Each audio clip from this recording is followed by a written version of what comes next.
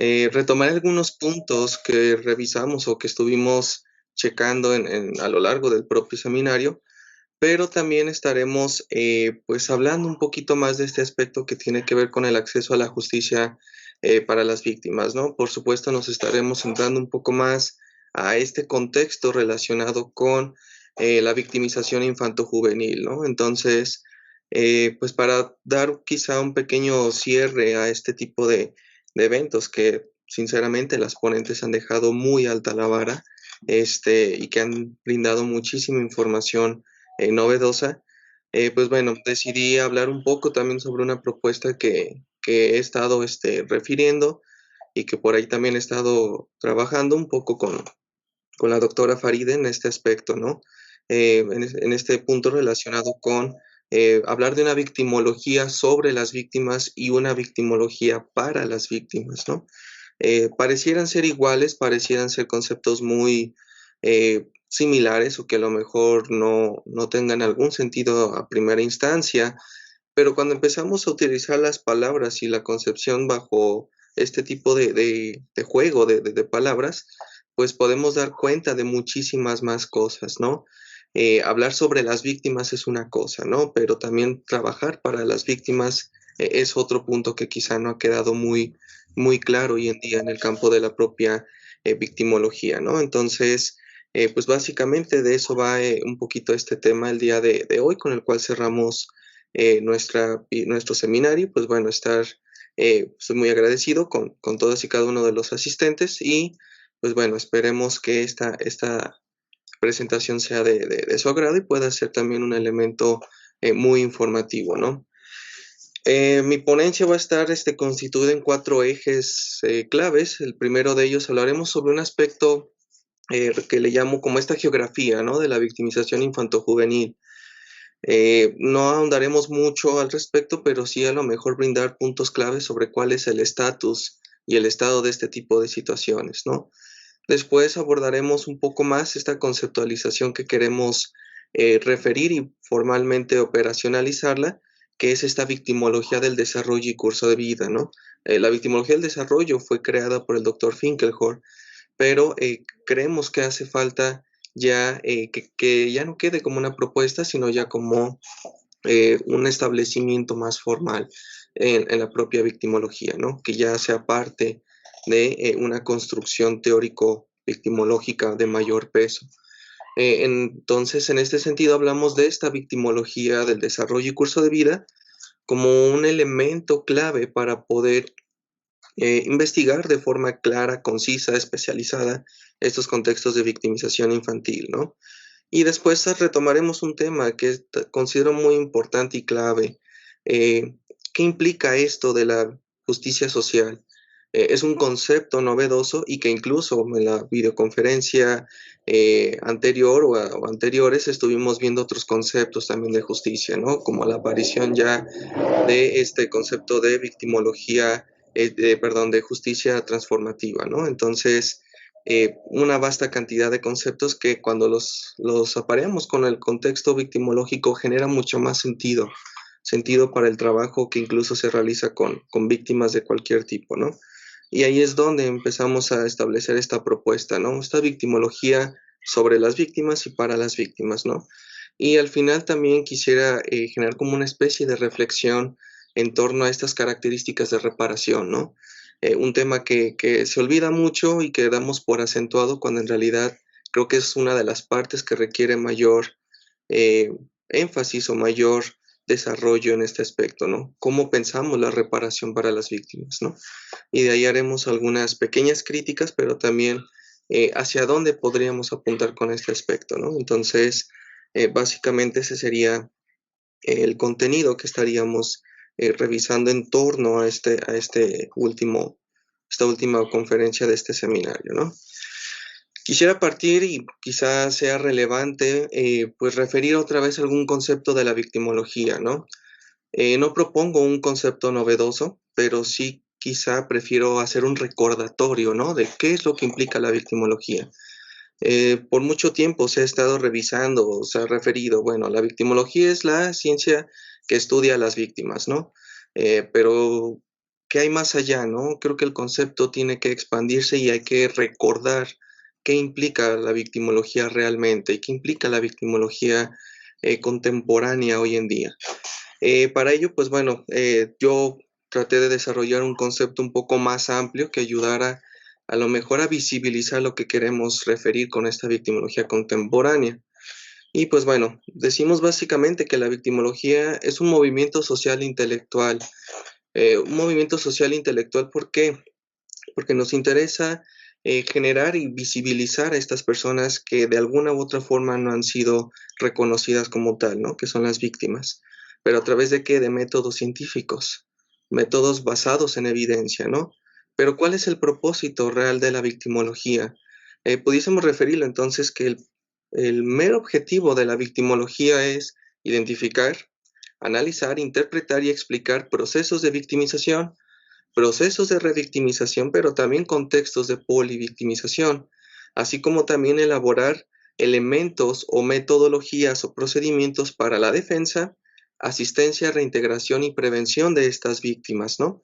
Pero también un punto que nos interesa dentro de la propia victimología es estudiar cuáles son estas reacciones sociales, cuál es la reacción que tiene el Estado, para quién, para las víctimas, pero también las propias sobrevivientes, ¿no? ¿En torno a qué aspecto entonces nos interesa investigar a las víctimas? Pues aquellas víctimas y sobrevivientes básicamente de cualquier forma de violencia, incluida la de abuso de poder, que es un contexto que en muchas circunstancias ha quedado olvidado, ¿no? Las victimizaciones por abuso de poder tienen que ser visibilizadas sí o sí, ¿no? Entonces, concebimos a una victimología en este aspecto, ¿no? La victimología va por este camino. Es un campo muy amplio que requiere una vasta cantidad de estudio, ¿no? Pero ¿qué tenemos que hablar entonces en torno al aspecto de la infancia? Y si a la victimología le interesa estudiar los contextos de victimización, revictimización, polivictimización de cualquier persona en calidad de víctima o sobreviviente de cualquier contexto de violencia, esto incluye también entonces a cualquier persona sin dependencia o independientemente del contexto etnográfico, psicológico, social, cultural, estructural del cual provengan, ¿no? Y entonces cuando hablamos de la infancia, la victimología tiene un rol quizá importante, pero también un rol más complejo. La pregunta será, ¿por qué? ¿Por qué es más complejo este tipo de elementos? Para empezar, los niños, niñas y adolescentes tienden a ser la población más victimizada, y no tanto por tasas delictivas o por frecuencias como tal, sino más bien por las características que generan estos estados de vulnerabilidad. Los infantes no solo van a sufrir contextos de violencia que nosotras, las personas adultas, nos comúnmente sufrimos, sino también estos infantes son víctimas de otros contextos de violencia, pero que se encuentran directamente relacionados con sus características de desarrollo. ¿Por qué entonces son vulnerables? Por estos elementos evolutivos del desarrollo como las competencias cognitivas, pero también un contexto importante a destacar es la tolerancia y las sanciones débiles que comúnmente existen hacia los contextos de victimización infanto-juvenil y sobre todo la capacidad disminuida que han tenido los infantes para qué, para decidir en dónde y con quiénes interactúan. Si nosotros nos pusiéramos a pensar de forma un poquito más clara o específica, cuando nosotros somos infantes, comúnmente nosotros no tenemos la capacidad o el derecho, si así lo quisiéramos referir en términos sociales, de poder decidir en qué escuela voy, qué religión profeso, en qué lugar vivo, con quién sí me relaciono, con quién no. Comúnmente tenemos una influencia de personas adultas que tratan de moldear nuestros contextos y nuestras decisiones, ¿no? Pero los infantes no pueden decidir en dónde y con quiénes interactuar, ¿no? Pueden vivir en una zona conflictiva, pero los infantes no tienen la capacidad de decir yo no quiero vivir en esta zona y me cambio. Entonces, este es un contexto también importante que hay que visibilizar, ¿no? Esta capacidad disminuida que tienen los infantes para tomar decisiones, ¿no? Los privilegios entonces adultocentristas son los que obstaculizan el que no se reconozcan las experiencias traumáticas de la infancia y estos son concebidos como situaciones fortuitas, como elementos que son parte de la vida, que le genera experiencia, pero nunca son recibidas como situaciones adversas o contextos de adversidad que generan efectos adversos, ¿no? Básicamente pudiésemos argumentar hoy en día que niños, niñas y adolescentes no tienen voz. Otro punto a destacar en este aspecto y que quiero fundamentar el por qué decimos que los infantes son más vulnerables, el grado de severidad de las victimizaciones que ocurre con adultos no es igualmente percibido a cómo es experimentado por los infantes. Por ejemplo, si nosotros pensáramos en contextos de violencia, llámese un hombre golpeando a su pareja, identificamos fácilmente un contexto, ¿no?, de violencia. Pero ¿qué ocurre si ese mismo hombre golpea a su hija? La sociedad tendería a decir, es disciplina, es que es estricto, es que es la forma de educar, no hay que meterse con la educación de los padres, en un entorno privado, no pasa nada. Entonces, este es un punto importante que hay que destacar al respecto, ¿no? Las percepciones que se tienen en torno a los contextos de victimización hacia los infantes son diferentemente percibidas o claramente percibidas de forma diferente en comparación a si estas conductas iguales sucedieran, pero con personas adultas, ¿no? Y entonces aquí valdría la pena citar precisamente lo que refería el doctor Finkelhorn al respecto con esto, ¿no? Y quisiera citar sus palabras tal cual. ¿Qué es lo que nos dice el doctor Finkelhorn en este punto? Las y los infantes o infantas sufren todo tipo de victimización que los adultos, homicidios, robos, asaltos, violencia sexual o incluso delitos económicos como la extorsión o el fraude. Pero una gran diferencia recae en que el infante también sufre de contextos de violencia que son particulares con su estatus. ¿A qué se refiere el doctor Finkelhorn con este estatus? Es esta característica de estatus de dependencia. ¿Qué quiere decir? El infante está en un contexto de dependencia. ¿Hacia qué? Hacia una figura adulta, la cual es una parte relacionada con un contexto de inmadurez psicológica y social, o al menos es la percepción social que se tiene con respecto a la infancia. Por lo tanto, la violación a este estatus de dependencia va a resultar en diferentes formas de victimización. Por ejemplo, la negligencia física. Algo que ha referido el doctor Finkelhorn es imposible casi pensar en una persona adulta siendo víctima de negligencia en términos igualitarios a cómo lo concebimos con los infantes, ¿no? Las únicas formas en las cuales hablaríamos de negligencia en la etapa adulta serán cuando éstas dependen del cuidado de otra persona. Pero en comparación con la infancia, vemos este claro ejemplo que ayuda a diferenciar este estatus, ¿no?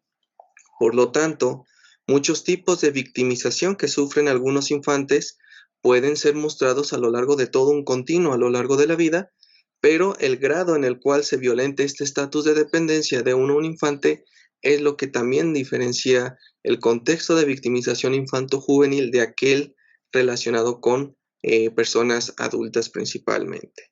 ¿A qué se refería entonces el doctor Finkelhorn con este estatus de dependencia? Si analizamos y presentamos en este punto una geografía de la victimización infanto-juvenil, nos daremos cuenta de forma muy genérica cuáles serían los contextos de violencia que niños, niñas y adolescentes comúnmente sufren. Aquellos elementos que están punteados son aquellos delitos o aquellos elementos violentos basados en un estatus de dependencia principalmente. Empecemos, por ejemplo, con la negligencia y el abandono. ¿Qué ocurre con este punto principalmente? La negligencia y abandono es una conducta de victimización infanto-juvenil directamente dependiente de un estatus de dependencia. Hablamos de las negligencias del cuidado, los progenitores no brindan los elementos suficientes para que el infante se encuentre sano. La negligencia médica, esta ausencia de atención e intervención cuando el infante se enferma. Negligencia de la educación, la incapacidad del infante a poder tener el derecho y un acceso a la educación. La negligencia de supervisión, que tiene que ver con la incapacidad de los progenitores o cuidadores de poder brindar cualquier afección psicológica que ayude al reconocimiento de emociones, pero también a estos procesos de evolución que tienen los infantes, ¿no? Estos aspectos de cuidado, afecto, apego, entre otro tipo de variables, ¿no? Pero también encontramos negligencia del entorno ambiental, donde los infantes o infantas se encuentran inmersos en condiciones insalubres, zonas residenciales quizá que no son las más óptimas, y entonces el infante comienza a mostrar diferentes adversidades, ¿no? Es muy raro que este tipo de conductas violentas se muestren en un contexto de vida adulta, salvo que sean personas, por ejemplo, de la tercera edad. Pero si nos damos cuenta, estos elementos están totalmente vinculados con las características del estatus de dependencia que el doctor Finkelhor refería. Tenemos contextos de muerte letal, por ejemplo, el familicidio, el homicidio, feminicidio, pero también tenemos estas conductas basadas en la dependencia, el filicidio, infanticidio o incluso el neonaticidio, ¿no? Los adultos no podemos ser víctimas de neonaticidio, no podemos ser víctimas de infanticidio o incluso de filicidio. El filicidio comúnmente se da a edades tempranas de estos infantes, ¿no? En algunos contextos el filicidio se convierte en feminicidio. Por ejemplo, contextos de feminicidio infantil basados en lo que llamamos el honor, ¿no? Lo que algunos elementos tradicionales todavía refieren, ¿no? Feminicidios justificados como por honor, ¿no? Lo cual sabemos que en realidad es un contexto de violencia de género específico, ¿no? Y lo mismo puede pasar con los contextos de homicidio. Tenemos los contextos de abuso infantil, pero puede haber abuso físico, y del abuso físico sabemos que es cualquier afección a cualquier parte del cuerpo con cualquier mecanismo, desde mecanismos del propio cuerpo, golpes, patadas, hasta el uso de otras herramientas o instrumentos, ¿no? El abuso psicológico, que en algunos contextos ha sido vinculado también con estos contextos de negligencia o abandono. Violencia sexual infantil, y muchos contextos de violencia infantil recaen en estos estatus de dependencia. Por ejemplo, no es lo mismo las percepciones que se tienen en torno a los contextos de victimización que ocurren de un extraño a una víctima, niño, niña, adolescente, a cuando tu hermano, tu hermana, primo o cualquier familiar es tu agresor, ¿no? Las percepciones cambian totalmente, ¿no? Y este es un punto importante que también hay que concebir: las características y contextos en cómo todas y cada una de estas variables comienzan a presentarse. Tenemos el abuso fetal. El abuso fetal tiene que ver con estas prácticas en donde pues el feto está siendo dañado, ¿no? Pediatras pueden identificar con el síndrome del niño alcohólico, ¿no? Que es cuando los progenitores consumen sustancias y esto merma o genera este problema, ¿no? El infante tiene problemas del neurodesarrollo, ¿no? Y la violencia de pareja es considerada una forma de abuso. ¿Por qué hablamos de la violencia de pareja como un abuso infantil?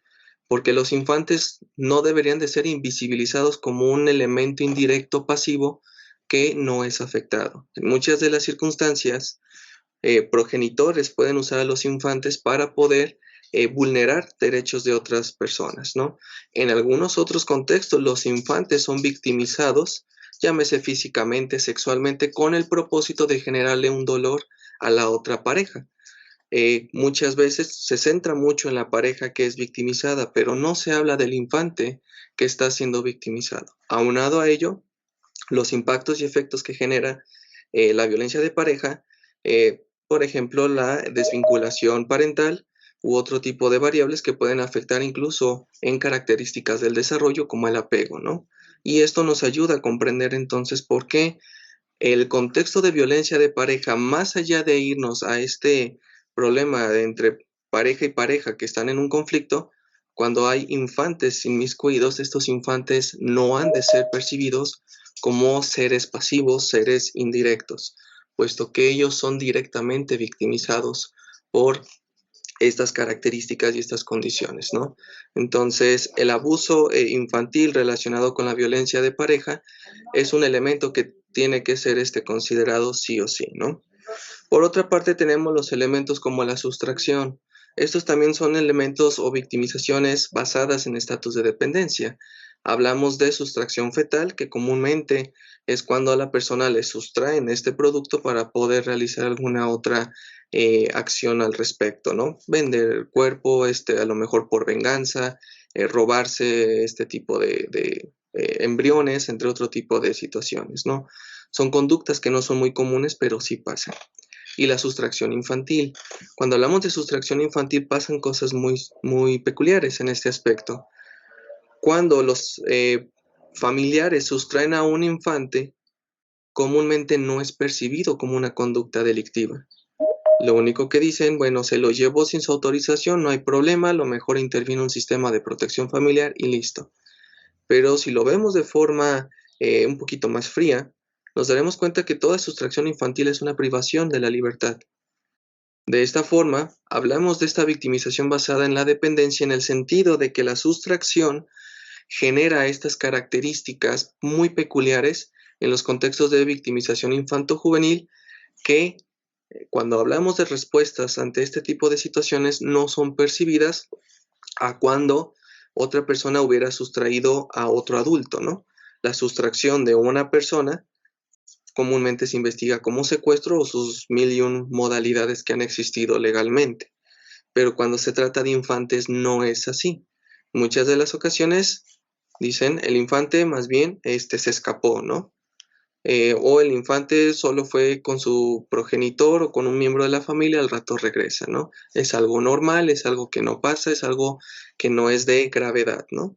Pero nos damos cuenta que aún así la sustracción infantil tiene que ver con estas características relacionadas con la dependencia, ¿no?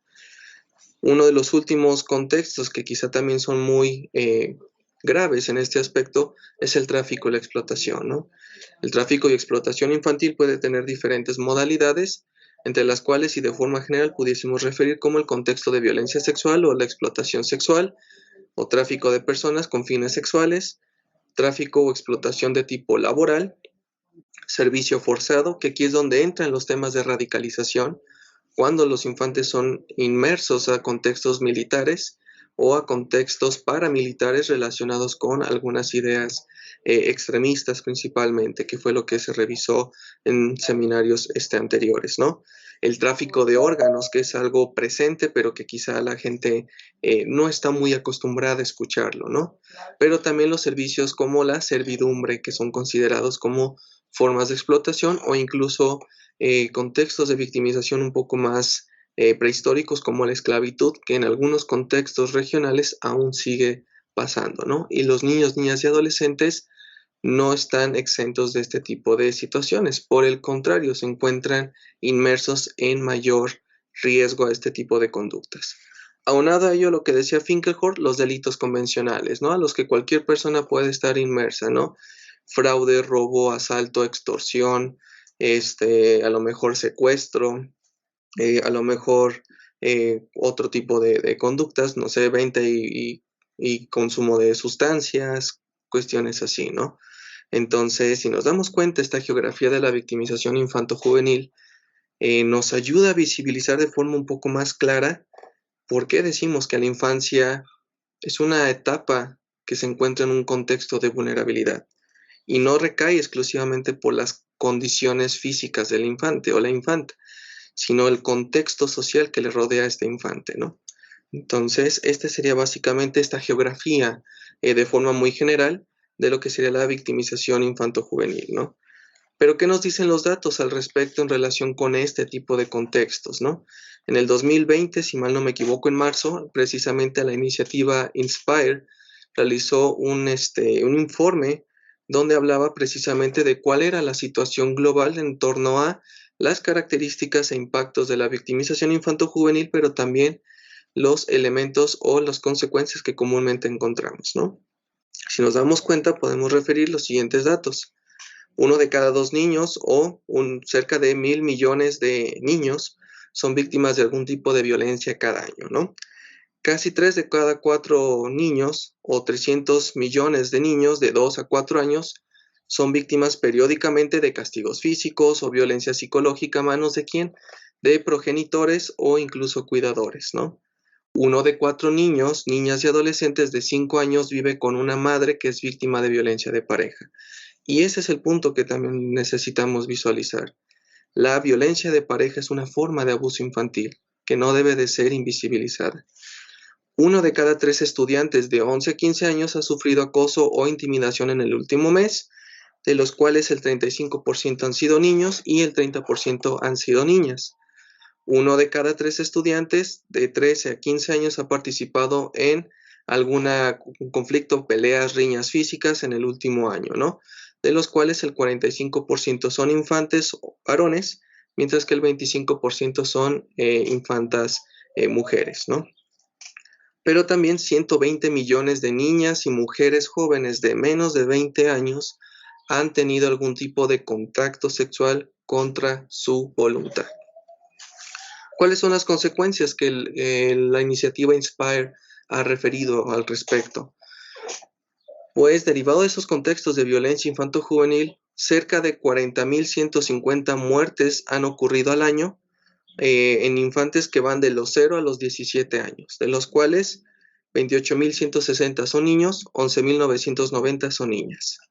Los niños de 11 a 15 años que sufren acoso escolar o comúnmente conocido como bullying tienen 13% menos probabilidades de finalizar sus estudios, lo cual para nosotros en contextos victimológicos genera mayores cascadas de riesgos que pueden aumentar precisamente estos contextos de victimización o revictimización, ¿no?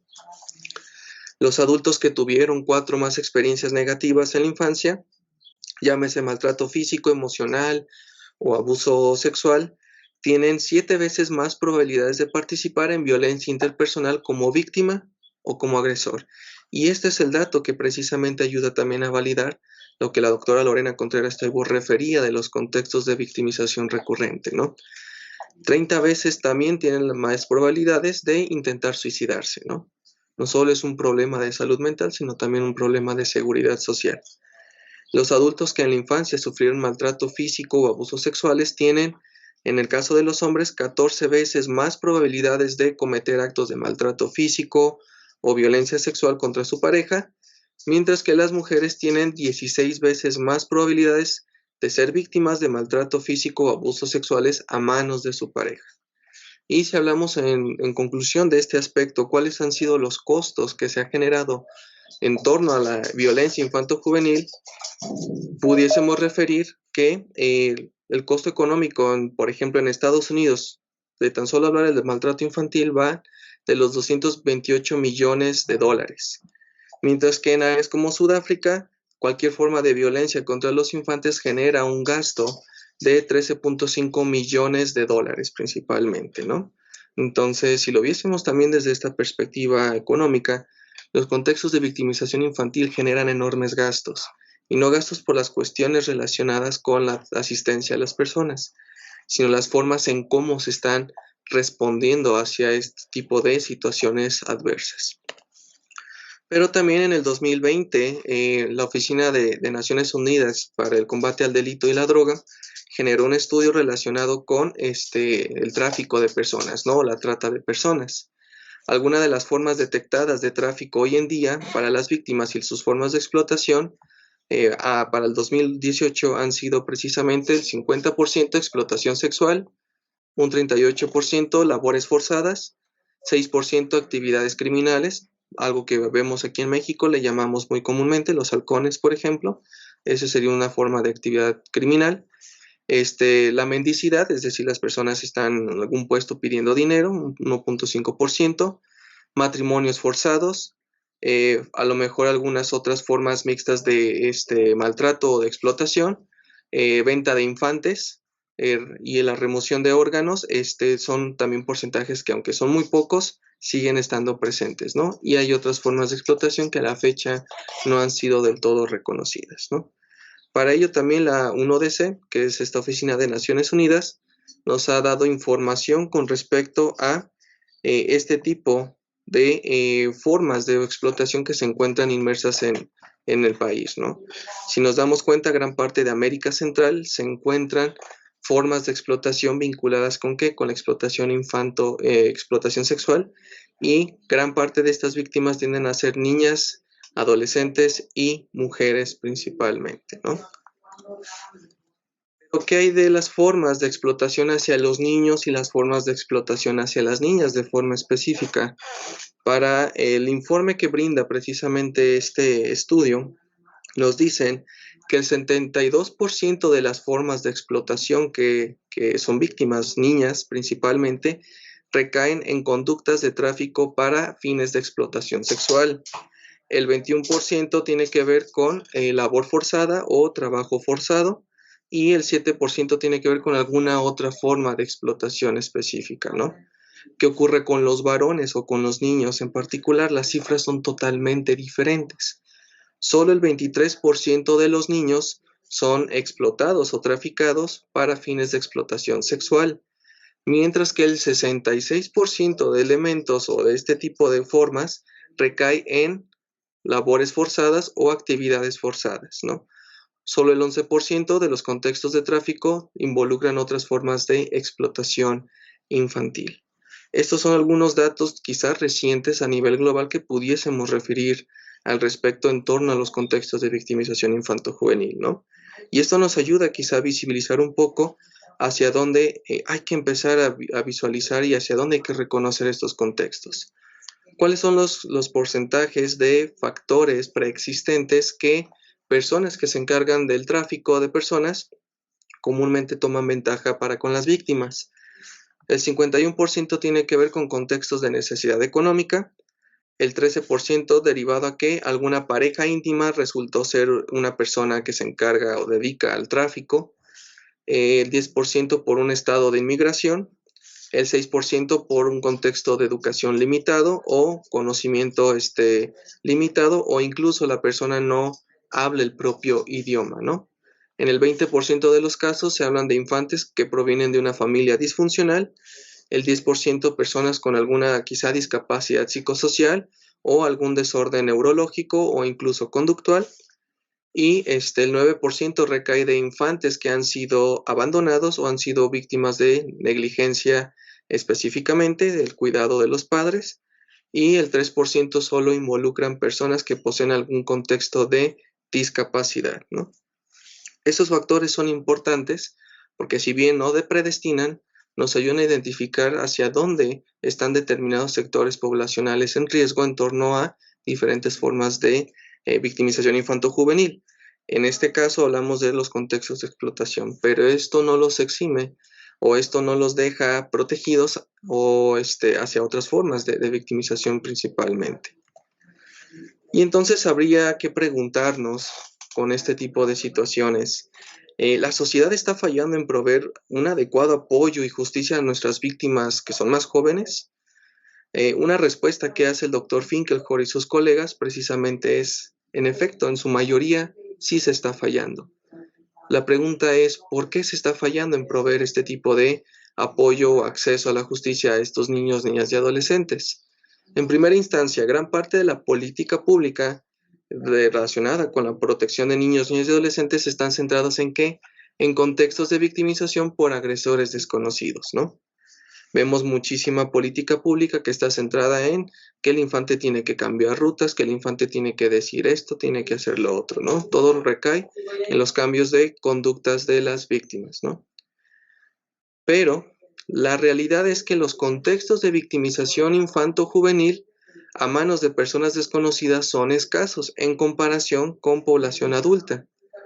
La mayoría de los contextos de victimización infanto-juvenil que niños, niñas y adolescentes sufren están a manos de quién, de personas que al menos los infantes ya conocen. Gran parte de los contextos de violencia a estos niños, niñas y adolescentes no son reportados y no reciben atención profesional especializada. Y este es otro problema. ¿Por qué? Porque las respuestas del Estado generan también mecanismos que hacen que las víctimas no generen estas denuncias principalmente. Uno tiene que ver con la falta de profesional realmente capacitado, no solo en temas, por ejemplo, de victimología, sino también en temas de la infancia, pero también las formas en cómo son percibidas nuevamente estos contextos de victimización infanto-juvenil, ¿no?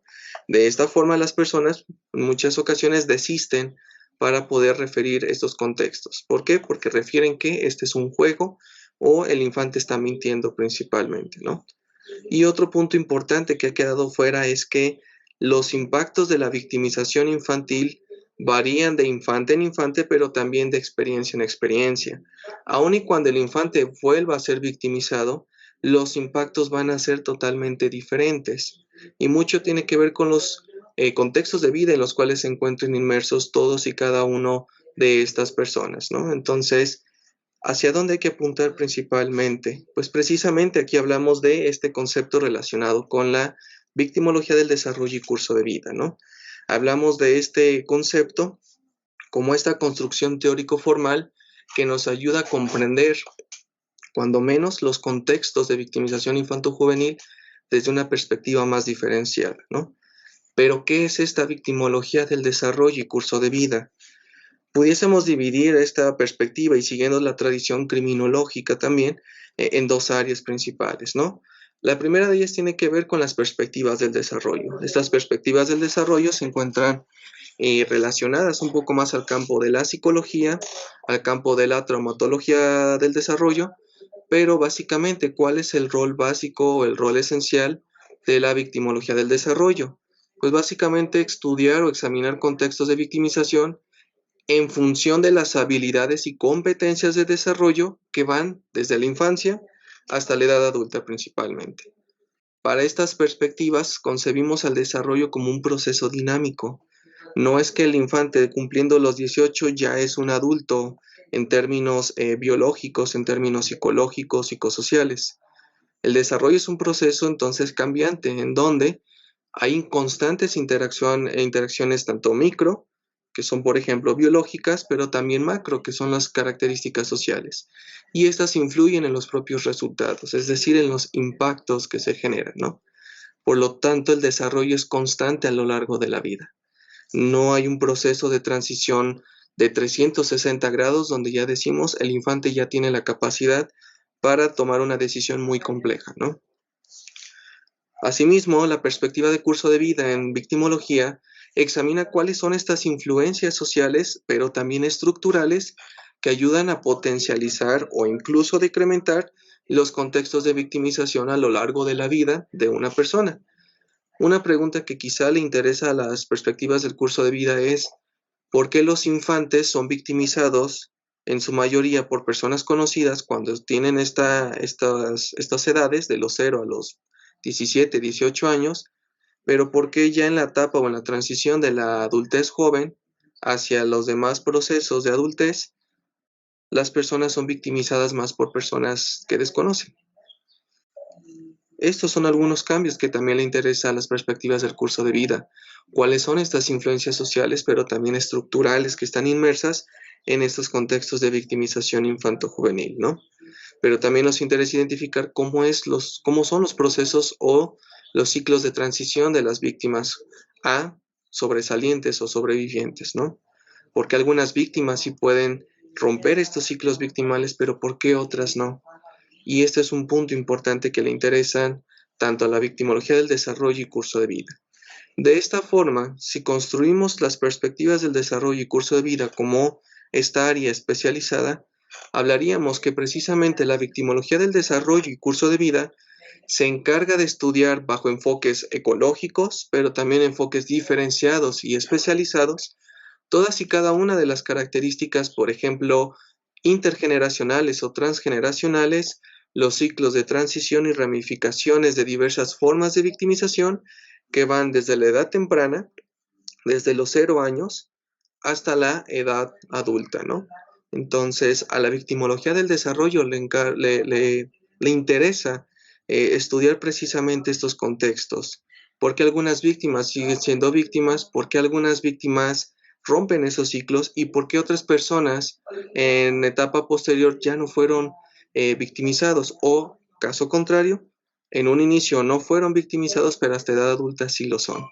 ¿Cuáles son estas múltiples formas de victimización que podemos encontrar y cómo explicarlas principalmente?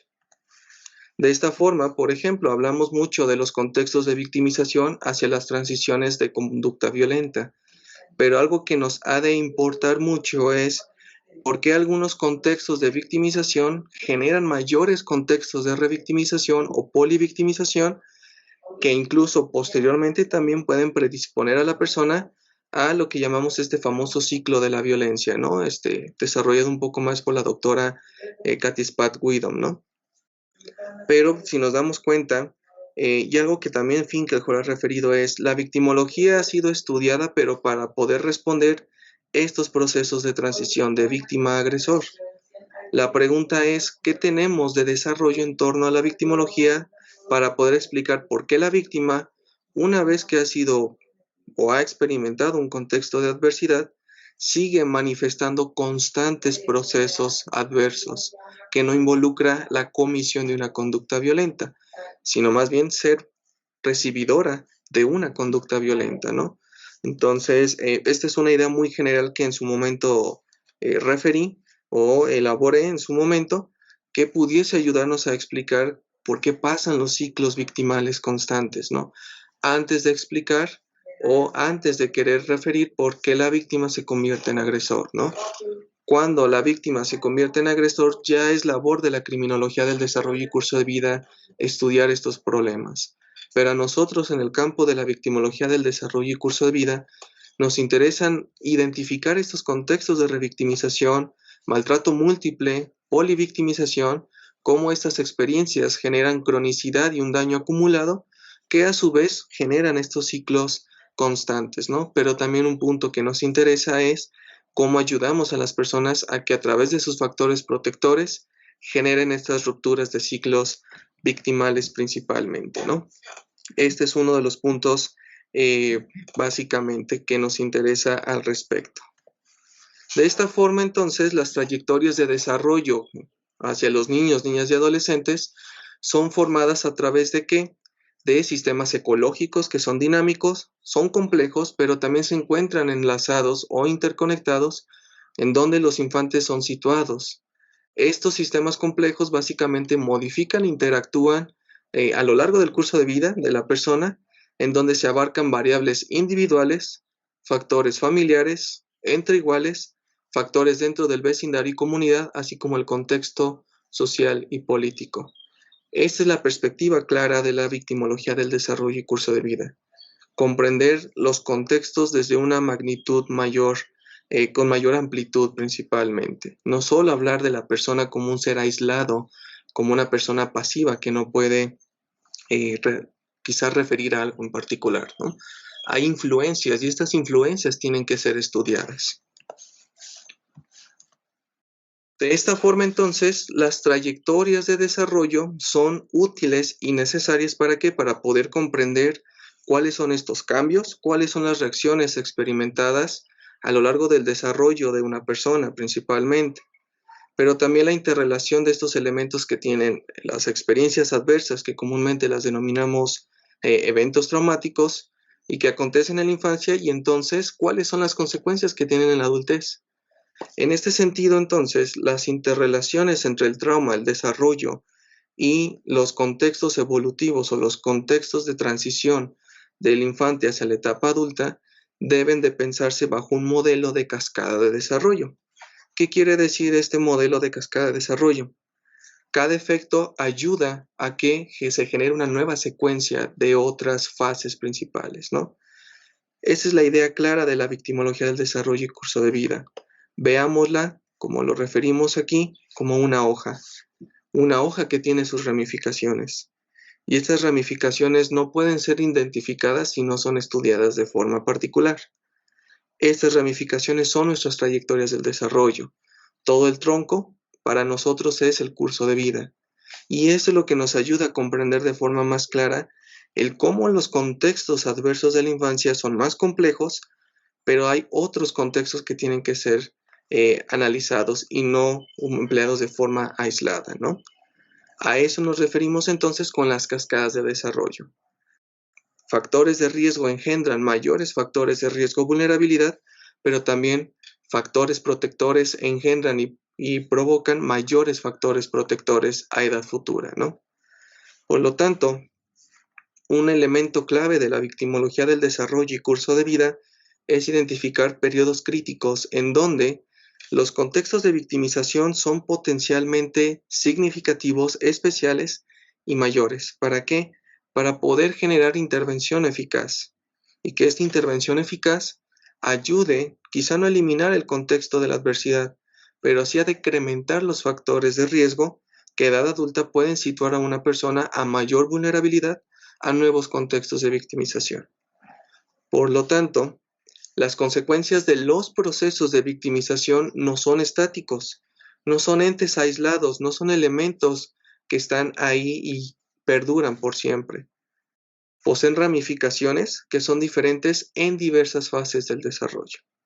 Cuando estudiamos de forma más holística este tipo de situaciones, tenemos una mejor idea entonces de por qué el infante, ahora que ya es un adolescente, ahora que ya es un adulto joven, ahora que incluso ya es un adulto, se encuentra en un contexto de vulnerabilidad.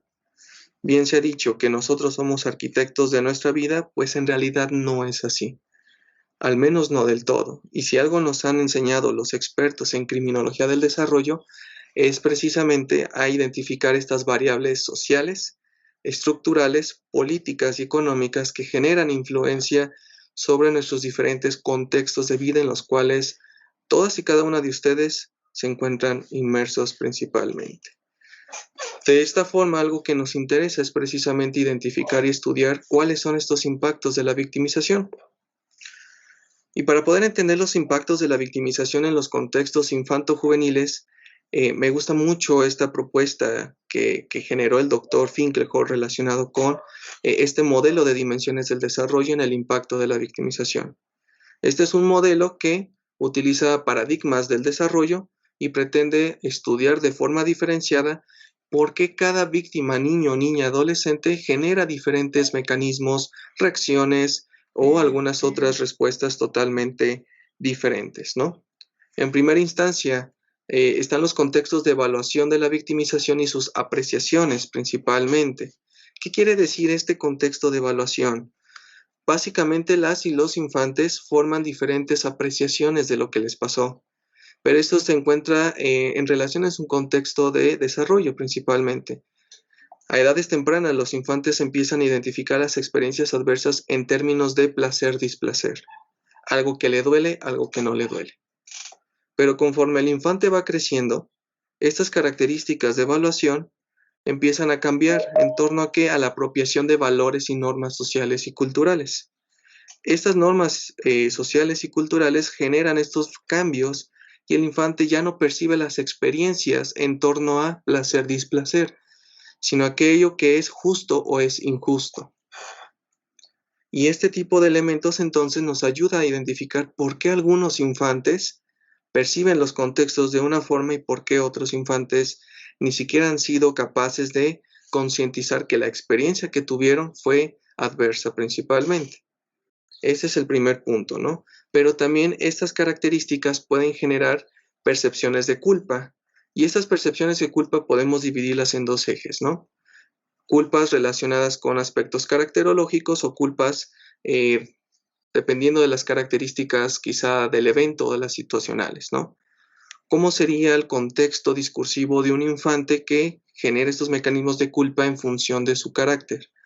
Por ejemplo, personas que dicen, es que yo soy muy chaparrito, es que soy muy callado, es que soy muy tímido, es que yo soy una persona que no se defiende. Por mi culpa entonces me pasó. ¿Por qué? Porque soy chaparrito, porque soy así acá, porque soy mexicano, que porque soy cuestiones así, ¿no?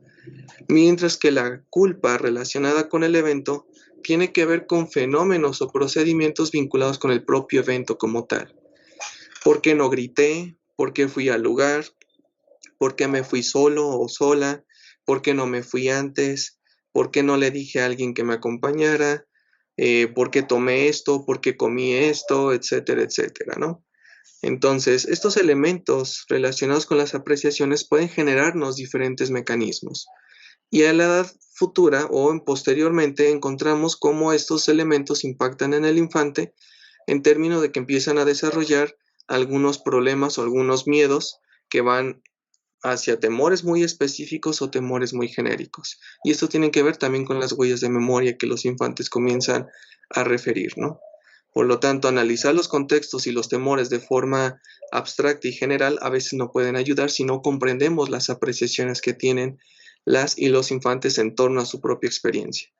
Segundo punto, las competencias del desarrollo son importantes y estas competencias del desarrollo nos ayudan a identificar cuáles son estas capacidades o variables que ya tiene el infante desarrolladas y pueden influir en este impacto. Tenemos variables como el apego, la formación de relaciones con iguales o incluso las relaciones de pareja. Este tipo de elementos nos ayudan a identificar qué elementos de desarrollo tendrán interrupciones, distorsiones o incluso involuciones. Si el niño ya no mostraba un apego de tipo ansioso, ¿por qué lo mostró ahora? Sería un elemento que, utilizando este modelo, nos ayuda a identificar y analizar un poco más a detalle las experiencias de victimización de los infantes. ¿Por qué el infante piensa que las relaciones de apego tienen que basarse en conductas de agresión? Por estos modelos de distorsión cognitiva que comienzan a fomentarse. ¿Y cómo se fomentaron? Por los contextos de violencia de pareja en el cual el infante estuvo inmerso principalmente. Y aquí es donde empezamos a identificar estas competencias del desarrollo. Pero también es importante identificar cuáles son estas estrategias de afrontamiento. Muchas de estas características pueden derivar en elementos adaptativos, pero también otros elementos que no son adaptativos. Y esto, en lugar de ayudar, aumenta los contextos de vulnerabilidad, ¿no? Hablamos de contextos como la evitación, la somatización o incluso las características vinculadas con el procesamiento cognitivo, ¿no? El objetivo de comprender también estas estrategias de afrontamiento es analizar la forma discursiva en el desarrollo en función de qué, de los contextos adversos que el infante o infanta nos está refiriendo principalmente. Pero no todo recae en el infante. Hay amortiguadores ambientales. ¿Y qué son estos amortiguadores ambientales principalmente? Son aquellas variables en donde los infantes se encuentran envueltos o inmersos en su vida cotidiana a nivel social, a nivel familiar, a nivel relacional, vecindario, escuela, cualquier otro elemento o institución de carácter social, en el cual estos pueden generar determinadas influencias sobre cómo es generado el impacto de la victimización.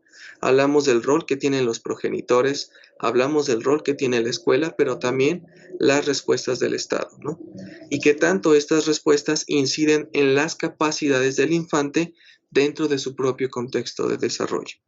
Cuando analizamos este tipo de elementos desde esta perspectiva, nos damos cuenta y permitimos darle cierto valor al discurso de los niños, niñas y adolescentes principalmente, pero también nos ayuda a identificar por qué las experiencias de victimización infantil son complejas, pero también son muy variables de niño, niña o adolescente en particular, pero también de cada experiencia que el infante vaya a estar percibiendo principalmente en su entorno de vida, ¿no?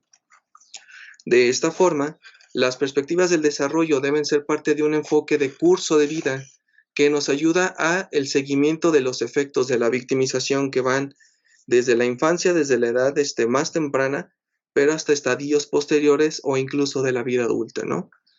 Cuando consideramos este tipo de elementos, nos damos cuenta que muchas de las experiencias adversas en la infancia generan impactos en la salud y en el bienestar de todas y cada una de estas personas.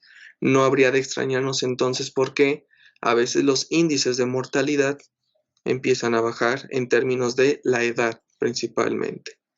Entonces, cuando analizamos este tipo de situaciones desde la concepción hasta la muerte, que esta es la perspectiva de curso de vida, nos damos cuenta de cómo, por ejemplo, las experiencias adversas de la infancia, llamadas trauma, generan interrupciones en el desarrollo, después generan desajustes emocionales y cognitivos, las personas comienzan a adoptar conductas de riesgo para la salud, hay enfermedad, hay discapacidad o incluso problemas sociales que en el peor de los casos pueden conducir a una muerte prematura, ¿no?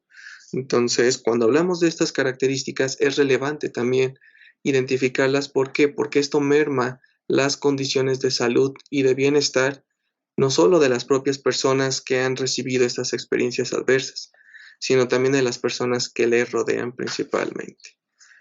Por lo tanto, la victimología del desarrollo y curso de vida, a lo que le interesa principalmente es observar cómo se desarrolla esta proclividad hacia la victimización, cómo son los procesos de victimización y cómo están interrelacionados, cuáles son los efectos de la victimización y si persisten, cómo es que estos están persistiendo a lo largo de la vida de la persona, pero también cómo interactúan con la etapa del desarrollo en el cual se están presentando estas conductas.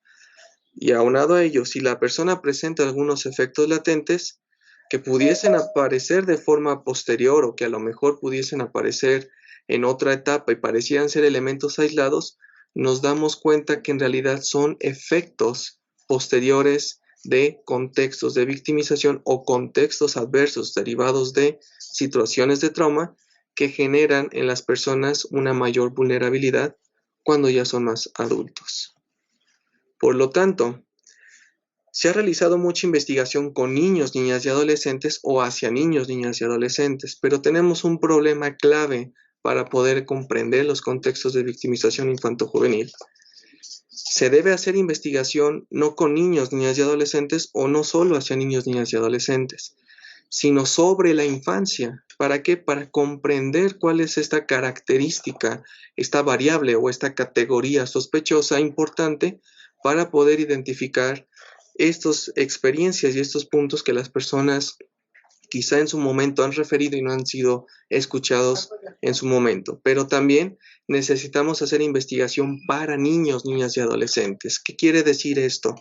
Elementos que ayuden a comprender, a visibilizar y sobre todo a satisfacer las necesidades y los derechos que en este caso víctimas infanto-juveniles han estado exigiendo día tras día principalmente.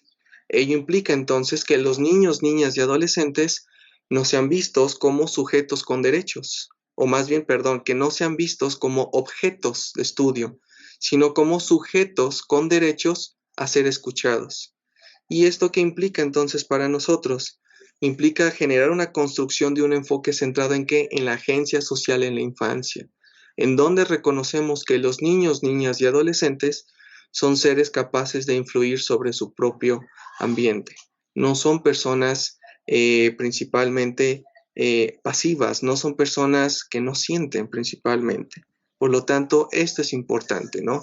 3 textos que yo recomendaría para estudiar más a fondo estos contextos, que los cuales para mí son pilares cruciales y fundamentales, ¿no? Por último, ¿qué ocurre con la justicia social en torno con las víctimas infanto-juveniles, ¿no? Y aquí es la importancia de entonces efectuar este concepto que referimos en un inicio sobre lo que sería la victimología, ¿no? Si la victimología está interesada en estudiar, pero también en atender e intervenir con estas víctimas, es importante entonces garantizar una adecuada intervención o un adecuado ejercicio a favor de las víctimas y para poder satisfacer estas necesidades, ¿no? ¿Qué ocurre con los sistemas de justicia relacionados con los contextos de victimización infantil o infanto-juvenil?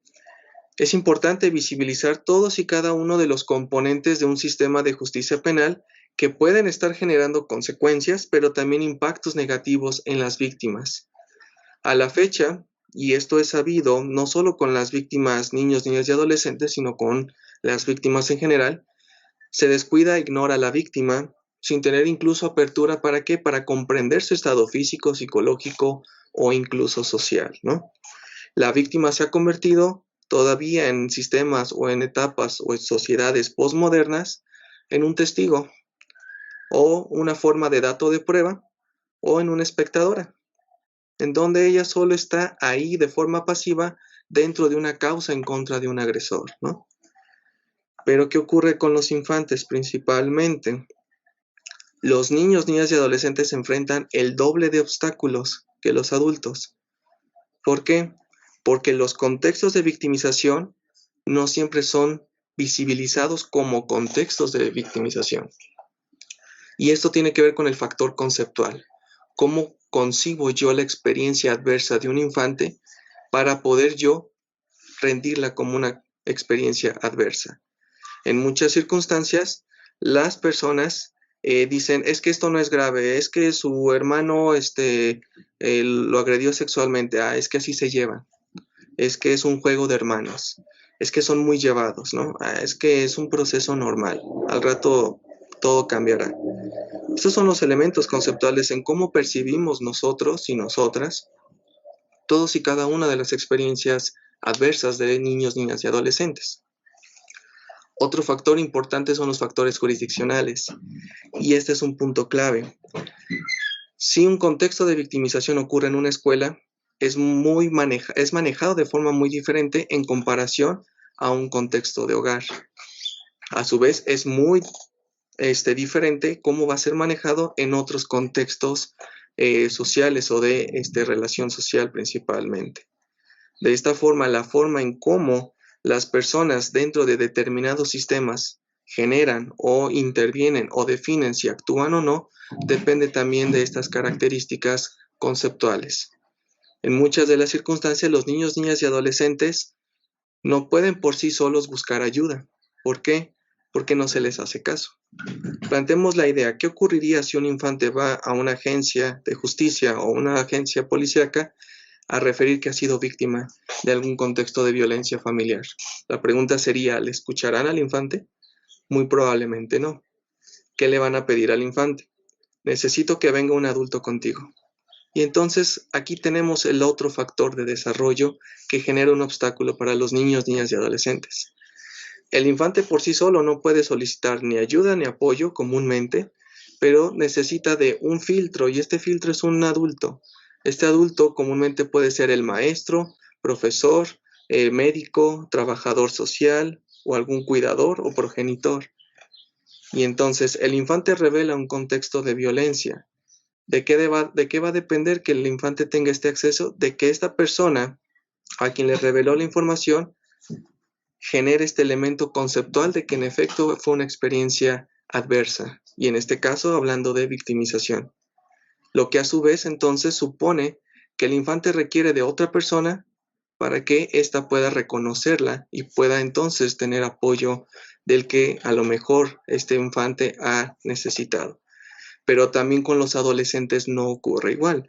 Recordemos que en la adolescencia se caracterizan por los contextos de una mayor visibilización de la agencia social. Los adolescentes, las y los adolescentes lo que están buscando principalmente es que se les reconozca esta agencia social, ¿no? Esta capacidad de autonomía. La pregunta es que a los adolescentes comúnmente se les tiende a cuestionar más por sus experiencias adversas que a niños y niñas de menor edad.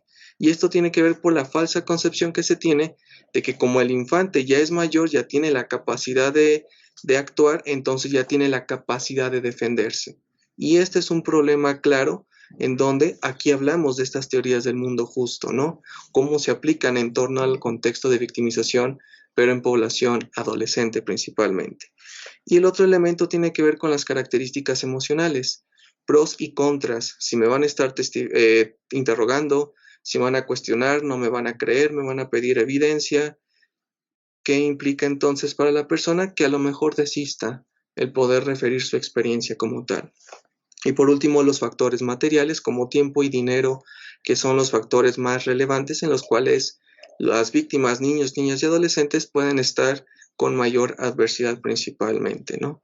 Entonces, ¿qué ocurre con este aspecto de la justicia principalmente, ¿no? Pues el sistema de justicia en realidad, pues su objetivo principal no es proteger a un infante, siendo realistas en este aspecto, sino más bien enjuiciar a un sospechoso de algún hecho delictivo a través de qué, de un proceso justo, un debido proceso, y que si declara su culpabilidad, entonces el testigo, pues, o más bien el castigo es establecido hacia el propio victimario, ¿no? En consecuencia, todo lo que implica entonces la evaluación hacia infantes se enfoca exclusivamente en esta perspectiva. Y entonces lo único que se prioriza del infante es el testimonio, pero no su protección y su bienestar, y ni siquiera su estado actual, ¿no?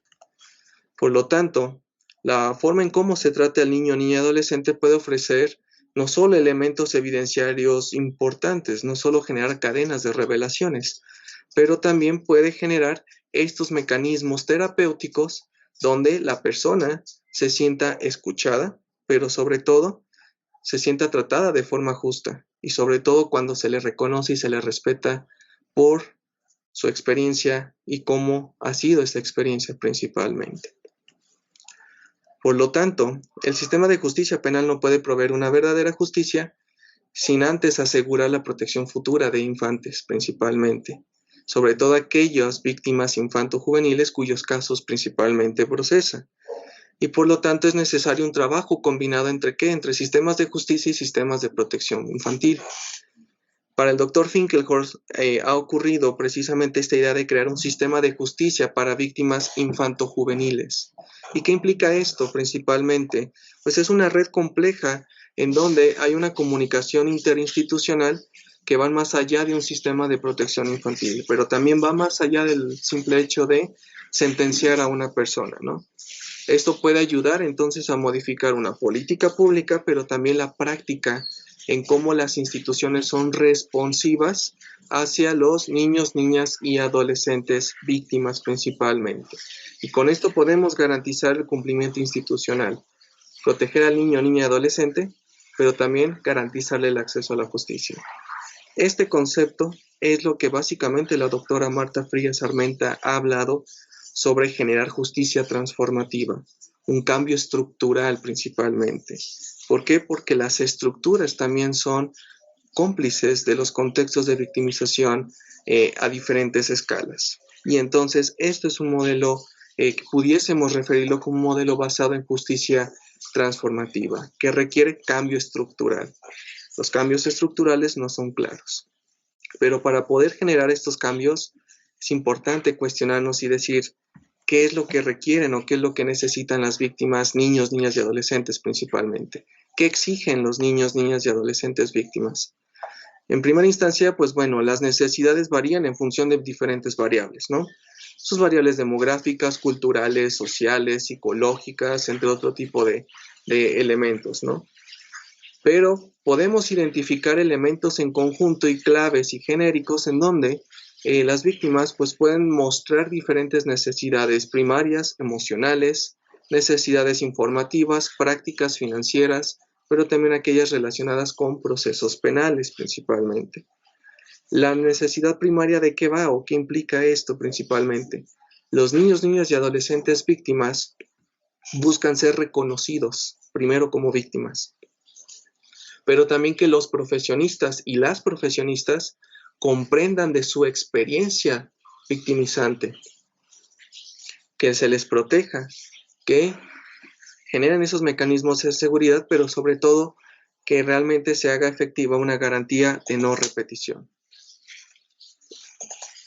Con respecto a las necesidades emocionales que pudiésemos referir o que pudiésemos hablar, pues precisamente implicaría comprender los obstáculos de la propia victimización.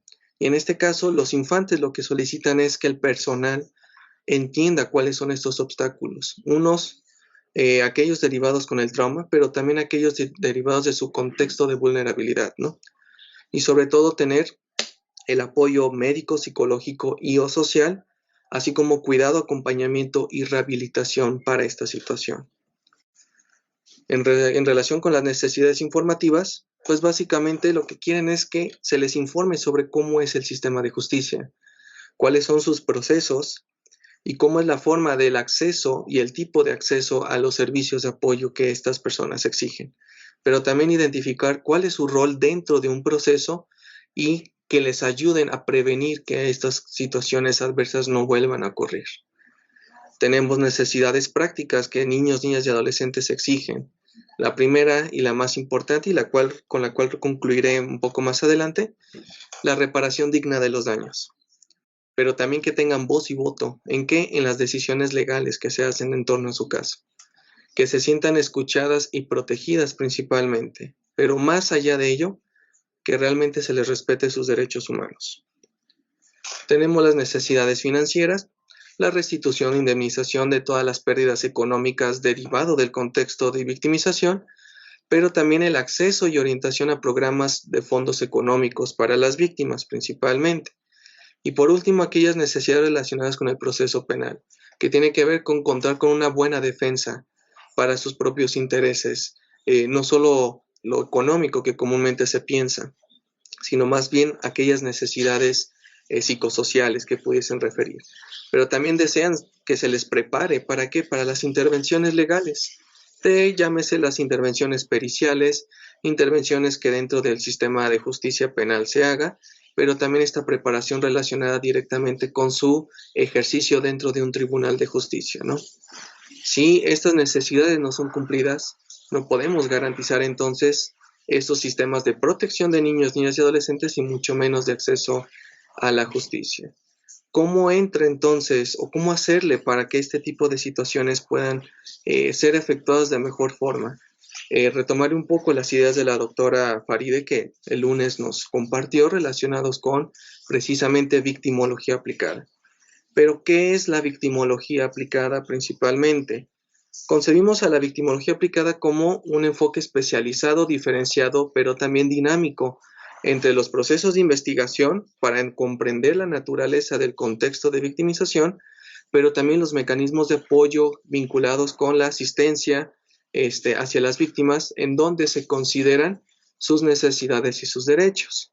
Una pieza clave de la victimología aplicada es que la víctima para nosotros no es una pieza de evidencia, no es una pieza de información, sino es la parte central del contexto de violencia que tenemos que responder y a la cual tenemos que explicar también, ¿no?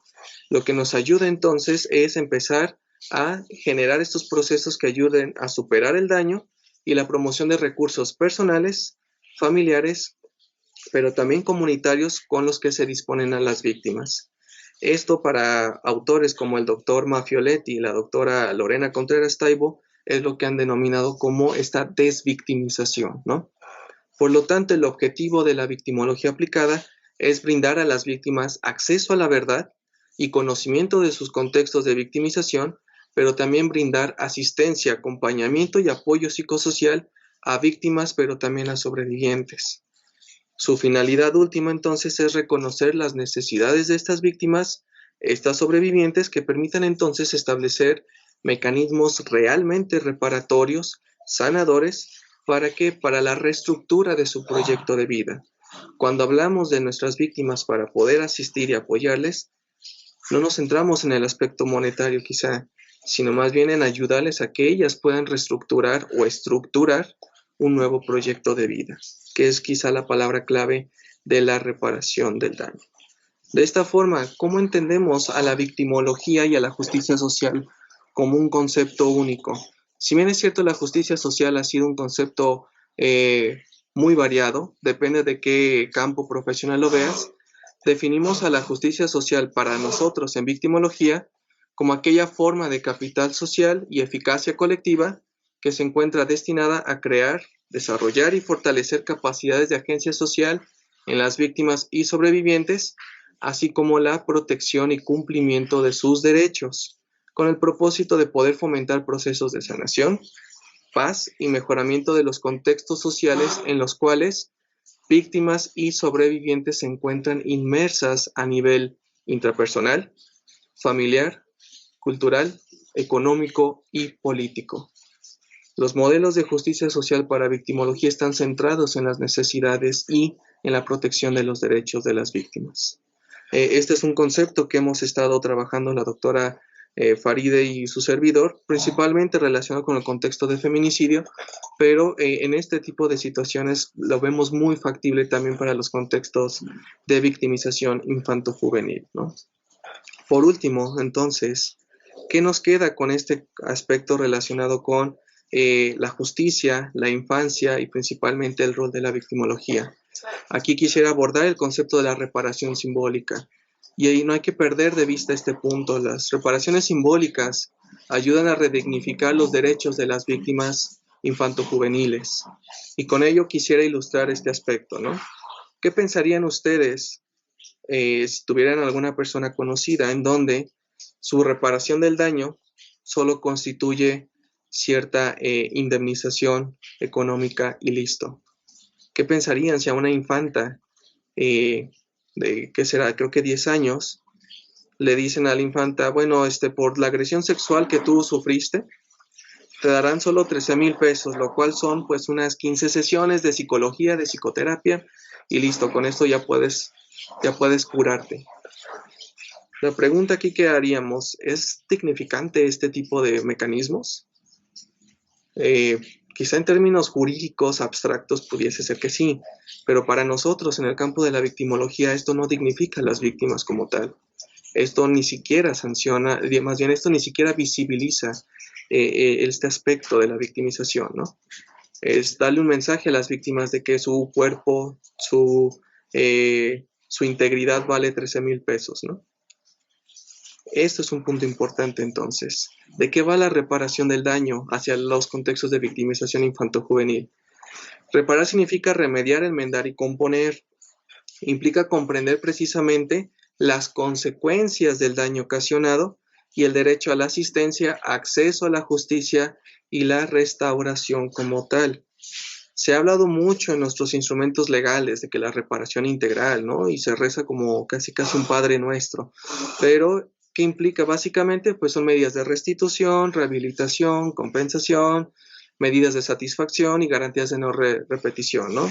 Ya sean sus formas individuales, colectivas, morales, materiales o incluso simbólicas. La pregunta es, ¿hasta qué punto los sistemas realmente están generando estas reparaciones integrales que incluso los instrumentos legales pregonan principalmente? Creo que un punto importante que nos hemos olvidado es la relevancia de la reparación simbólica y que esta reparación simbólica puede ser un efecto terapéutico mucho más sanador que incluso una indemnización. ¿Pero qué es esta reparación simbólica? Implican aquellas medidas no pecuniarias a favor de víctimas y o comunidades en general, cuyo propósito es garantizar y preservar la memoria histórica de las víctimas principalmente, pero también la reparación simbólica ayuda a dignificar, reconocer a estas víctimas, recordar la verdad de los hechos victimizantes, solicitar perdón público y asumir la responsabilidad. ¿Por parte de quién? De los victimarios. No puede haber una reparación hacia niños, niñas y adolescentes si las personas responsables, o vaya, los autores del evento delictivo o violento, no se responsabilizan como tal. ¿Por qué son importantes las reparaciones simbólicas? En primera instancia, y citando a la doctora Lima Malvido, la memoria es una categoría epistémica en la cual implica aprender del pasado, con el fin de que mantener vivos los derechos o reivindicaciones para que nuestras ciencias históricas prescriban y refieran. Esto implica aprender de la historia. ¿A qué? A que no se debe de volver a cometer esto. Pero también, siguiendo la idea de la doctora Irene Mellop, si bien es cierto, las reparaciones simbólicas no restituyen nada de lo que ha perdido una persona, permite hacer visible cuando menos que un mal se ha hecho, en donde las víctimas han sido violentadas en sus derechos fundamentales. Y esta es una pieza clave. Reconocer y dignificar a las víctimas es la pieza fundamental. Por lo tanto, implica recordar qué y por qué pasó, quiénes fueron las víctimas, quiénes los perpetradores, cuál fue la responsabilidad del Estado, qué rol asumió la comunidad y la sociedad en general. Sin embargo, tenemos un problema.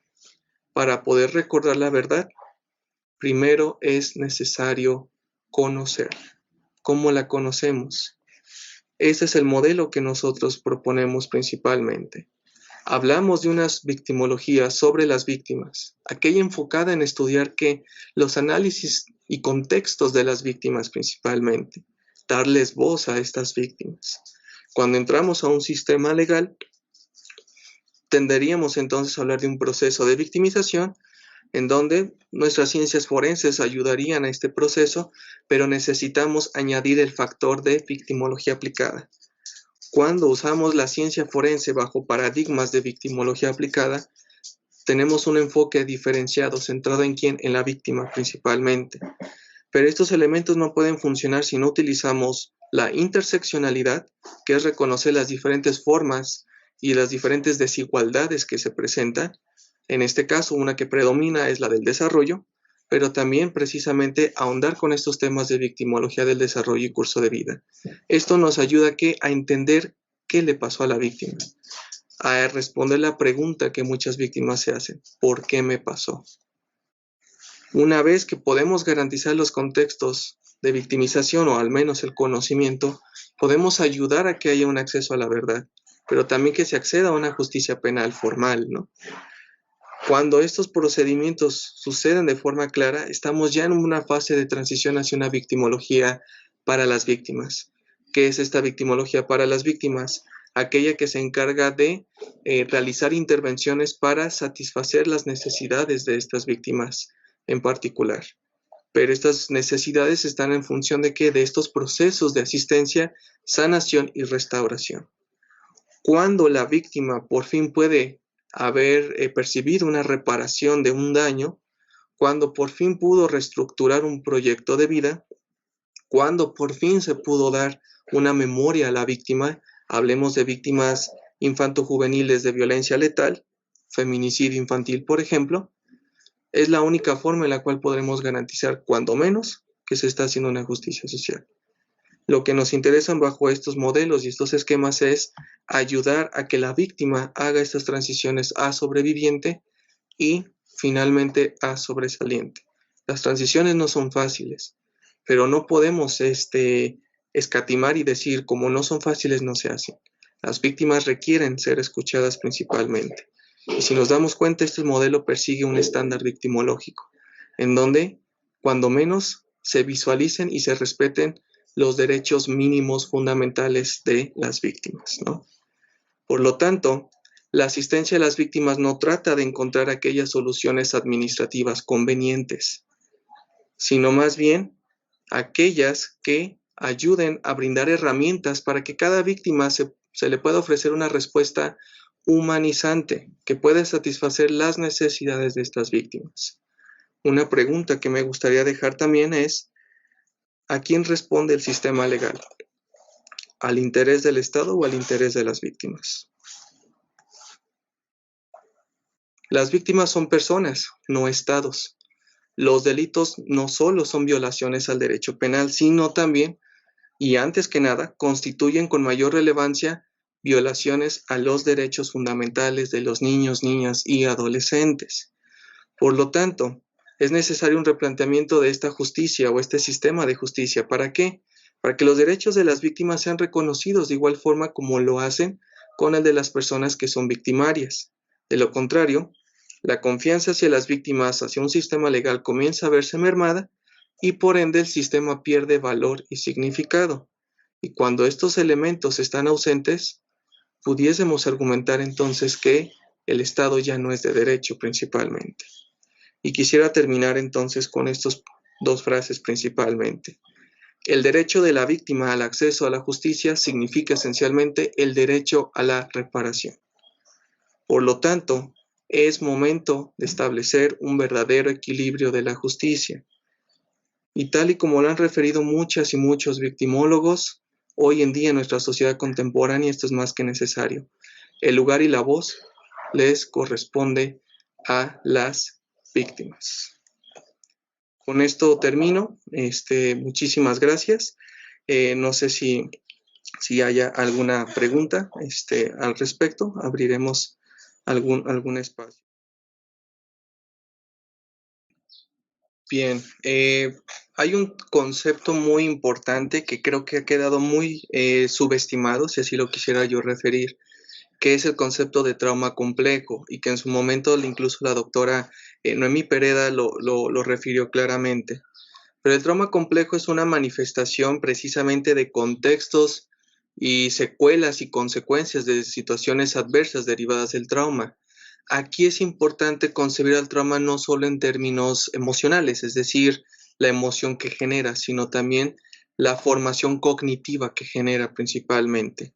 Entonces, cuando hablamos, por ejemplo, de situaciones de suicidio, donde están evidenciados contextos traumáticos, si así lo quisiéramos referir, de los cuales quizá pudiesen ser victimizaciones, el punto importante es entonces identificar cuál fue esta trayectoria, qué elementos, apreciaciones se generaron en el infante o en este caso en la persona, y cómo estos elementos de apreciaciones comienzan a influir en todas otras competencias de desarrollo. Por ejemplo, una de las competencias de desarrollo que se ven mermadas y que el concepto de trauma complejo lo ha referido en términos psicológicos es aquellos relacionados con el apego principalmente. La persona pierde esta capacidad de poder establecer vínculos con otras personas. ¿Cuál es este elemento? Si lo vemos desde una perspectiva de cascada de desarrollo, genera otro problema. Cuando la persona no tiene la capacidad de establecer vínculos con otras personas, en lugar de generar mecanismos que ayuden a proteger determinados puntos o determinados elementos, genera más rechazo. Después la persona es concebida como es que eres una persona problemática, es que eres una persona que no es así, que no es asá, que no encaja. Y entonces ahí viene este otro elemento, ¿no? cómo esta característica de apego puede influenciar, bajo modelos de cascada de desarrollo, las características de autoestima y autoconcepto. Estos elementos de autoestima y autoconcepto generan otra cascada de desarrollo, donde la persona empieza a decir que, ¿y entonces por qué estoy aquí? No puedo desarrollar habilidades sociales con alguien, no puedo llevarme bien con alguien y las demás personas empiezan a juzgarme. Más aparte, esta capacidad de autoestima y este autoconcepto que está limitada, empezamos a identificar daño acumulado. El daño acumulado ha sido un concepto que ha sido referido precisamente para identificar estos impactos que han sido a consecuencia de situaciones adversas principalmente. Entonces, este daño se hace más crónico y es como si la propia persona estuviera cavando un propio túnel sin salida principalmente. Llega un punto donde la persona tiene un quiebre principalmente. Ese es el aspecto interpersonal, ¿no? Pero no hay que olvidarnos del aspecto social y cultural y económico. Muchos de estos otras variables pueden generar también estos mecanismos que pueden impulsar o pueden confirmar algunas ideas que las propias personas tengan en torno con, por ejemplo, quitarse la vida. Entonces, cuando analizamos estos contextos relacionados de experiencias adversas, llamándose victimización y consecuencias como el suicidio, lo que nos ayuda a identificar son las características y los trayectos que la persona siguió hacia una conducta en particular. Cuando lo analizamos en términos de acumulación de daño, cascada de desarrollo, pero también incorporamos la variable de trauma complejo, tiene más sentido. Ya no es analizar el evento segmentado en un elemento temporal en particular, sino analizamos todo un trayecto, un curso de vida de la persona. Cuando nos damos cuenta de esto, podemos identificar bajo estos elementos ecológicos cuáles fueron estas influencias no solo interpersonales, sino también familiares. Si la persona tenía pareja, por ejemplo, si se tratase de una persona adulto joven, estos elementos relacionales, pero también estos otros elementos en otros sistemas, como vecindario principalmente, cuáles son las nociones y concepciones que se tienen. Muy poco se estudia el efecto que tiene el vecindario sobre los contextos de victimización y es un punto que hace falta también revisar al respecto. Pero también el sistema político, el sistema económico, pero también la condición social son elementos que no podemos dejar a un lado. ¿Por qué? Porque las experiencias son diversas, no es lo mismo la experiencia de una persona que intente quitarse la vida con una condición socioeconómica alta a una persona que, aunado a sus condiciones de vida principalmente, hay otro problema estructural que no depende y que no está bajo su control absolutamente. Entonces, para nosotros en victimología, primero hablar de daño acumulado es importante, cascada de desarrollo. Factores de riesgo pueden generar mayor vulnerabilidad, no generan siempre una consecuencia, pero más bien abren para un mayor contexto de adversidad. Los factores protectores son importantes y aquí es donde hablamos sobre estas habilidades de afrontamiento y los amortiguadores ambientales y su rol que tienen para estos factores protectores y entonces poder identificar características vinculadas con trauma complejo principalmente. No quiere decir que toda experiencia adversa que después, tiempo después, resulte en suicidio va a ser adjudicado por trauma complejo, pero puede ser una línea principal, ¿no? Hasta dónde una experiencia adversa puede influenciar hacia decisiones futuras que por la propia naturaleza del evento adverso generó este tipo de trayectorias, ¿no? Estas cascadas negativas de desarrollo, ¿no? Como tal y de forma general diré que no. ¿Por qué? Porque aún seguimos teniendo infantes en contextos de victimización y en contextos adversos como no tenemos idea, ¿no?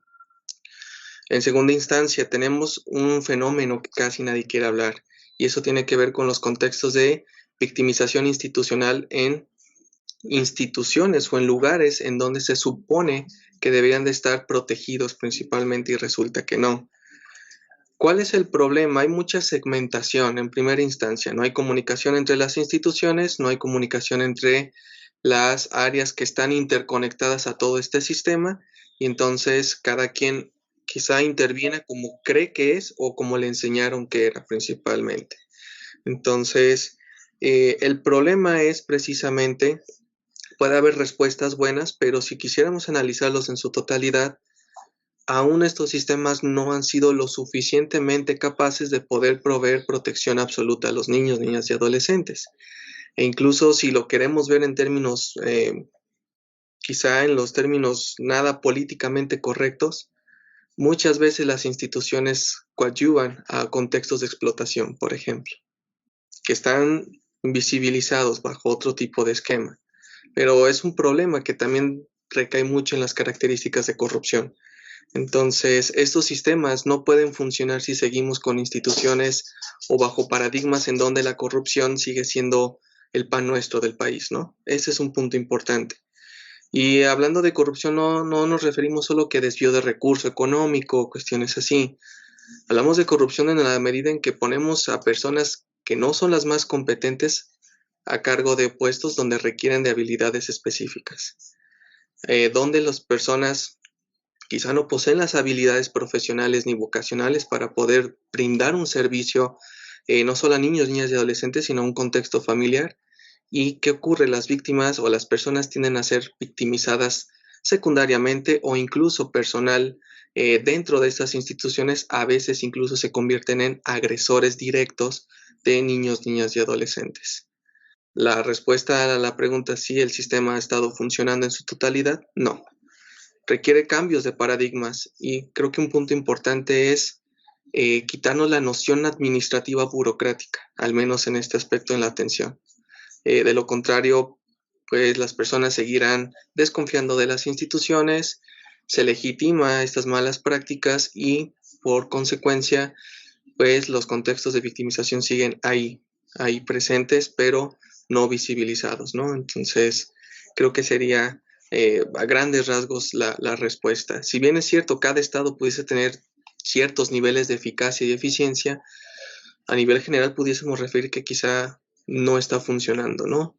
Los sistemas no están funcionando como quisiéramos que deberían de funcionar, al menos cuando se trata de víctimas. Quizá añadiría 2 o 3 puntos clave. Primero, necesitamos de que los victimólogos estemos inmersos en este tipo de decisiones. Si ustedes se dan cuenta, ningún victimólogo decide sobre este aspecto, o al menos no realiza ninguna examinación. Por lo tanto, ¿qué ocurre? Quien comúnmente habla de los términos de reparación son porque a lo mejor se basaron en normas legales, jurídicas, pero muchas de estas normas son muy abstractas.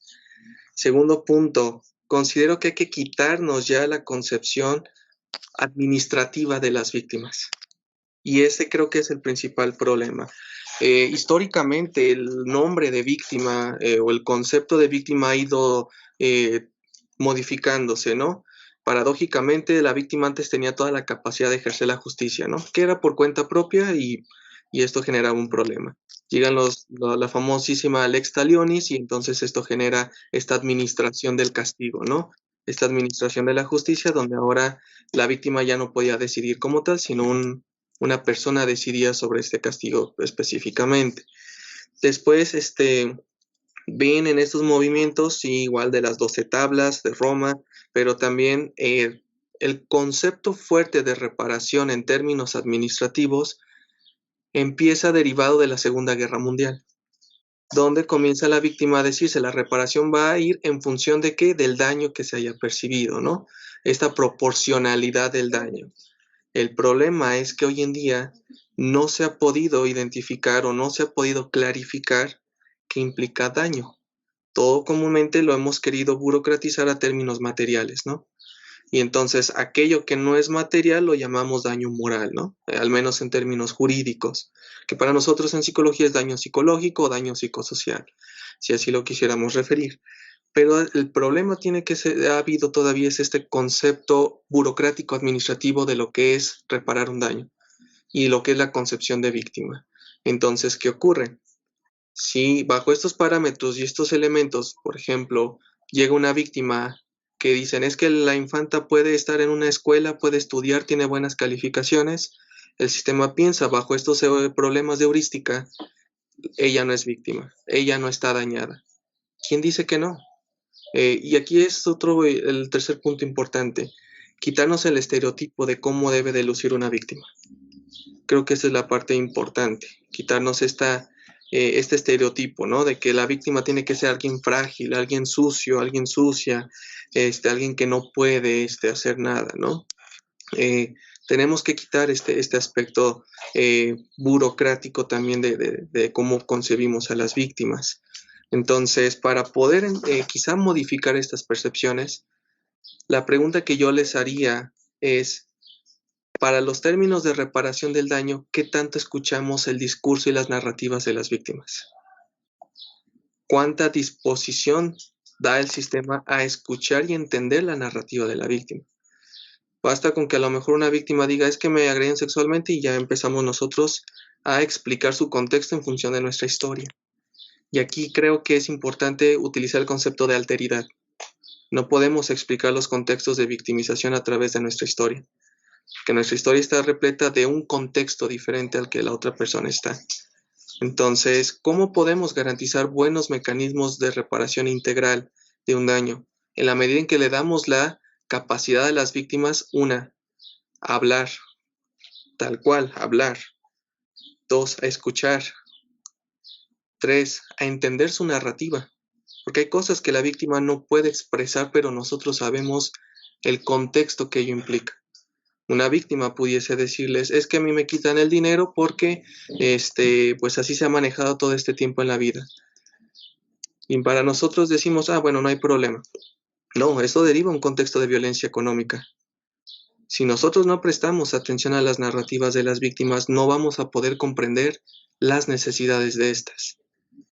Y entonces, cuando se intenta generar estos mecanismos de asistencia, no podemos burocratizar los mecanismos de asistencia hacia las víctimas. No son recetas de cocina, si así lo queremos ver vulgarmente, ¿no? No es como una agresión sexual, le corresponden 10 sesiones de psicología o de psicoterapia cognitivo-conductual orientada al trauma, y más aparte, a lo mejor el pago de gastos de honorarios de los abogados y listo, adiós, aquí termina.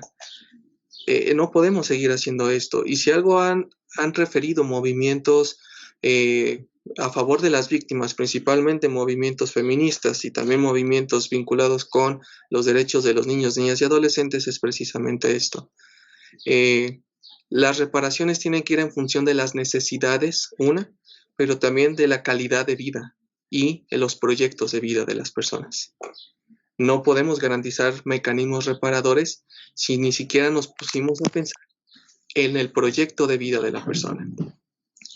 Poniendo el ejemplo que poníamos en la lámina, 13,000 pesos de reparación del daño reparan, reconstruyen un proyecto de vida de una niña de 10 años. Quizá no. La infanta quizá ahorita no percibe el contexto de violencia en términos de injusticia, pero sí en términos de quizá placer, displacer, ¿no? La pregunta es, ¿qué va a pasar después con esta infanta?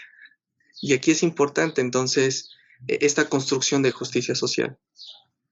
¿Cómo ayudaríamos también la sociedad a evitar estos contextos de revictimización terciaria que tienen que ver con la victimización cultural, pero que ayuden en otros contextos a estos movimientos de la propia comunidad a garantizar en las víctimas mecanismos reparadores que realmente las hagan sentirse dignificadas, escuchadas, representadas, y por supuesto que estas experiencias puedan generar estas transiciones y estas resignificaciones, ¿no? El daño tiene que ser resignificado. Creo yo que esa es la palabra clave. Ayudar a resignificar este tipo de elementos. No es fácil, pero no podemos hacerlo si no escuchamos y entendemos la historia y el discurso de las víctimas. Creo yo que ese sería el argumento que diría específicamente.